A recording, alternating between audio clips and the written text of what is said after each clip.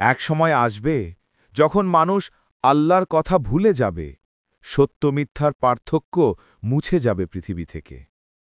মানুষ তখন নামাজ পড়বে, কিন্তু ঈমান থাকবে না তাদের হৃদয়ে।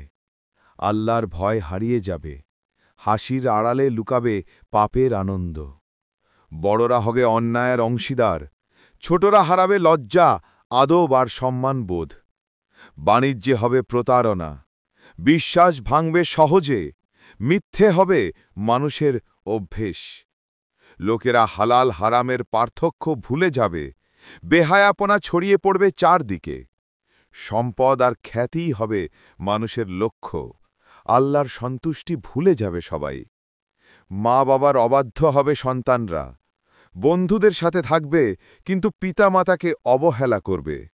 নারীরা পর্দা ছেড়ে দেবে, পুরুষরা নারীর সাজে সাজবে, আর মানুষ গর্ব করবে পাপ নিয়ে। আকাশ থেকে আসবে অজানা দুর্যোগ, পৃথিবী কাঁপবে অন্যায়ের বোঝায়। তখনই হবে কিয়ামতের পূর্বাভাস।